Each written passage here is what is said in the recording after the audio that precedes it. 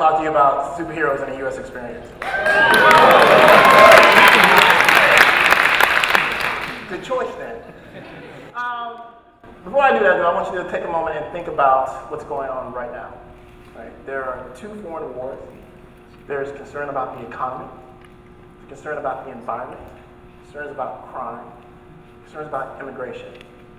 And suddenly, almost seemingly overnight, superheroes in the movies are huge. How come? For some people, people think of superheroes as escapism. But for me, as an urban historian, I think of superheroes as a byproduct of the urban experience. They tell us a little bit about how people are coping with living in a city. So if you think about superheroes that way, you get a sense of how people are dealing with urbanization, industrialization, and globalization. So my interest in superheroes began when I was a kid growing up in Jacksonville, Florida. I grew up in an African-American neighborhood, and like a lot of kids, I was dealing with the problems associated with crime and violence. This affected me and it affected everyone I knew. And I have to admit, at some level, I think I like superheroes because they were people that wanted to go out and do something about this. They wanted to help the community and help stop crime. Now, as I grew up and increased my education, my intellectual activities broadened, but I still read comic books. And in graduate school, my dissertation was on urban development and planning. And within that framework, I was really fascinated by how people thought about the city, how they perceived urban space. Now, I have to admit that thinking about superheroes and thinking about what they mean to me, it does still bother me when the bad guy gets away. And this is why I hate Mandy from 24. Right? She was that female assassin Jack Bauer tortured and or killed everybody. Somehow she got away. So when I was trying to think of a way to think about superheroes and think about explaining that to my students as I began teaching, I really started to think about this question of what superheroes represent.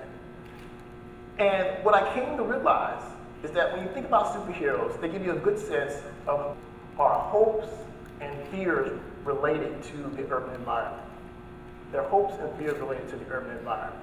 Superheroes are able to do this because, in fact, they are related to a long-running genre of literary characters and literary stories related to changes in the U.S. experience, particularly the emergence of the city.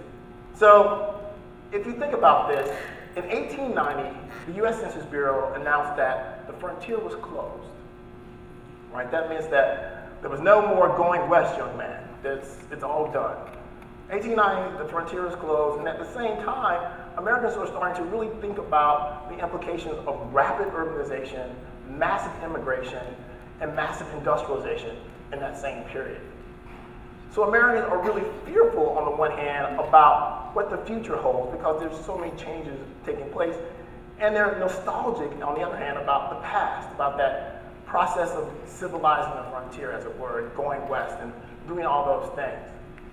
So if you look at the popular literature that was emerging at the time, you can see these twin desires, one of nostalgia for the past and one of speculation and thinking about the urban future playing themselves out. Particularly if you look at dime novels, which became really popular in the mid part of the 19th century.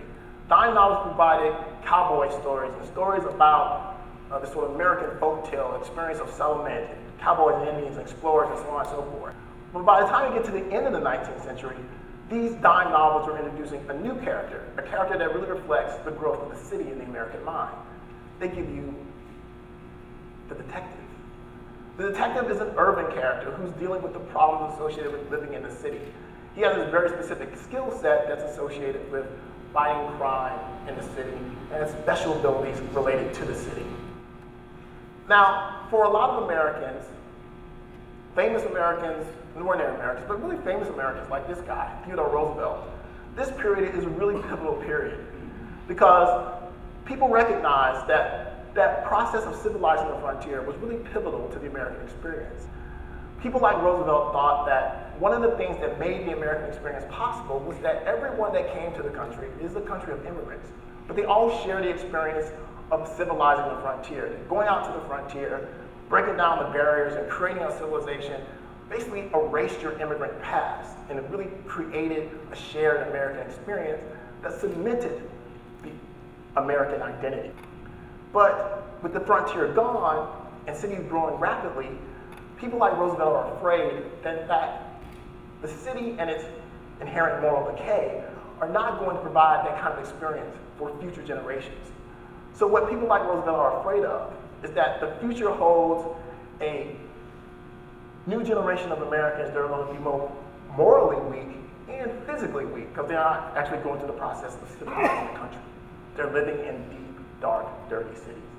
So this concern about the future really plays itself out in the literature and the stories that Americans are telling themselves. In the 1890s, the latter part of the 1890s, the first pulp magazine, an all-pulp magazine called The Argosy, begins publishing. Pulp refers to the really cheap paper the magazines are printed on. And pulp magazines are really magazines, reading material for the masses. Everybody reads in the past, right? So everyone's reading these pulp magazines. And these pulp magazines have stories that both celebrate the natural splendor of the past and also speculate about the future. So if you read the pulp magazines, you can see like all these stories about this sort of like discovery in the past, and they celebrate nature. And in fact, throughout the broad society in the latter part of the 1890s, there's this real emphasis on getting back to nature. Lots of things like the Sierra Club were created in this period, and people really discover the natural world again. If you look at the characters that appear in these magazines, though, you can see this, again, this twin desire about nostalgia for the past and thinking about the future playing itself out. A perfect example of this is one of the first really popular writers in pulp magazines of the first decade of the 20th century, and that's Edgar Rice Burroughs. Now, Edgar Rice Burroughs wrote a lot of stories, and he had a lot of characters, but the one everyone remembers is, of course, Tarzan. Everyone knows the story of Tarzan, right? Right. Now think about the story of Tarzan. Tarzan is the quintessential jungle lord story. In fact, there's a lot of jungle lord stories in the period, but Tarzan is far and above the most famous. He's a kid who's orphaned in the African jungle and then raised by apes. Putting aside the crazy, the fact that he's raised by apes and on the frontier is really playing with these ideas that Americans have about the frontier and its effects. Tarzan emerges from his ordeal a physically hardened and perfect physical specimen, right? So living on the frontier actually forges him into like a really strong individual. And that, married with some sort of innate breeding, because he's actually an English lord, allows him to become lord of the jungle. Yeah, see, I said put aside the crazy. Now, when we think about Tarzan, one of the things that we should think about when we think about these stories is that there's that emphasis on the natural world, the frontier, and all its benefits. But there's also a theme within Tarzan of a fear of regression. Because in fact, some of the people that Tarzan meets grew up in cities, and he in fact says they're no better than savages. So within the Tarzan stories, there's this emphasis about the natural world and its benefits. There's also the warning about urban depravity and its negatives. The same sort of message can be gotten from looking at the reinvention of the detective character in the pulp magazines in the 20th century. The detective is actually reimagined as the hardboiled detective in magazines like The Black Mass. So characters like Sam Spade and authors like Dashiell Hammett give you a different story when they talk about the detective in the early 20th century. Instead of a sort of revitalizing story similar to The Cowboy, which what the detective story were in just a few years before, the new hard-boiled detective is actually fighting struggles against urban crime and urban violence that are actually soul-diminishing struggles. Unlike the cowboys whose struggles against the environment are going to provide like a civilized future, the theme in the hard-boiled detective story is that society will falter. And in fact, what's important is that individuals hold on to their individual values and do the best that they can, even when the world around them is corrupt. So these themes are in the detective, they're in the hard-boiled detective, they're in Tarzan, and they're also in the stories presented in Weird Tales, which is the really important pulp magazine published in the 1930s. And in Weird Tales, another super popular author makes his debut in 1932, and that's Robert E. Howard. Robert E. Howard, of course, is another author who wrote hundreds of stories, everything from cowboys to explorers, but he's really basically known for one character in particular, and that's Conan the Barbarian. And in Conan, you have this twin sort of story of the twin theme of hope and fear related to the urban environment, again playing itself out. Conan is a northern barbarian. And in fact, his story is a sort of rags to riches story. He comes from the country and goes to the city trying to make his fortune. So if you read all the Conan stories, there's a recurring theme of him building skills on his way to becoming a king. Conan is a thief, Conan is a soldier, Conan is a sailor, and he's a king. Those stories are often driven by the fact that Conan has innate values that are similar to the cowboy and to the detective. He has an honor code that he will not violate, he will not rape women, he will not kill children. In fact, it's unwillingness to violate his own moral code that actually gets him into trouble. When he doesn't want to do things, the people he works with who are dangerous say, "What are you doing?" And then they try to kill him. That idea of him sort of being like a natural aristocrat really plays to the idea that those values that you get in the rural environment are so important. Also, in the Conan stories, you see playing out the fear associated with the cities. All those evil wizards that Conan fights in all his stories, they all went to universities in big cities. Every one of them. Book learning, magic is equated to book learning. So all the evil wizards, they're book learned people, right? All the societies that they represent are in fact decadent urban societies. In a lot of cases, those societies actually fell apart because of their degenerative behavior. So in Conan, you have this sort of perfect allegory of the country guy with good values, a sort of paragon of physical and moral character fighting against urban problems.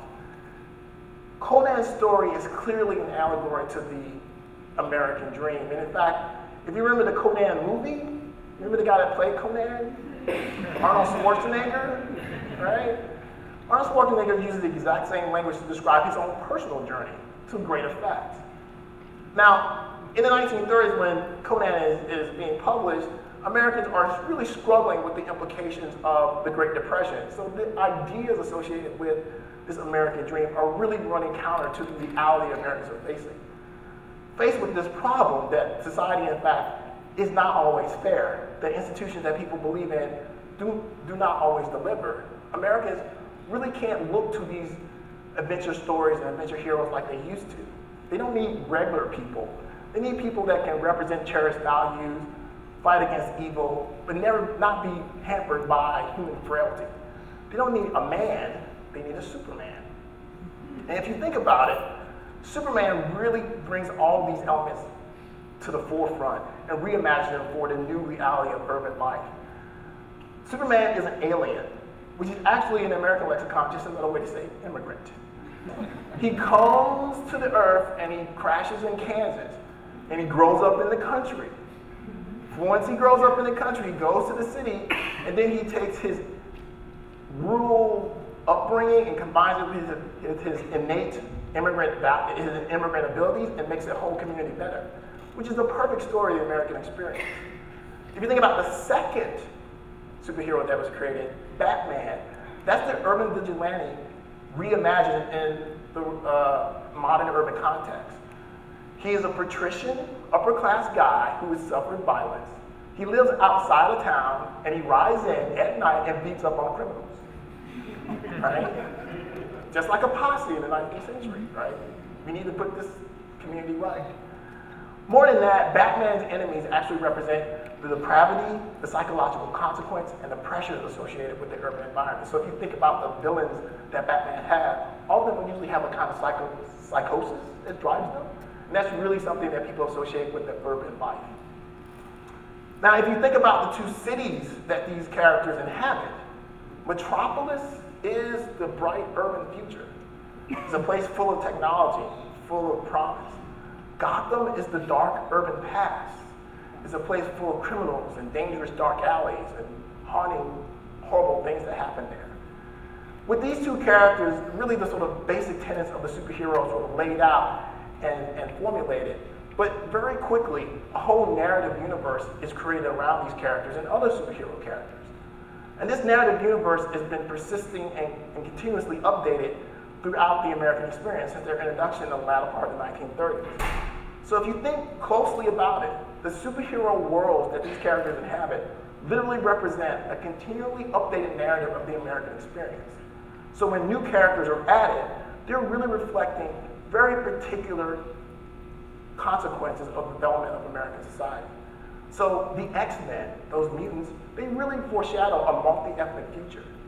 If you think about Iron Man and characters like that, he really represents sort of the Cold War dynamic that really emphasizes both our comfort we associate with the military-industrial complex, but also our anxiety. At the same time, if you think about characters that don't do so well on film, like for instance, the latest iteration of Superman, it's really difficult to have a character that represents American values when people are questioning what America represents. So when you think about superheroes, take a moment to think about not just what they're doing, but what they represent. Each superhero and the universe they inhabit give you both inspirations and aspirations associated with the American experience. Thank you.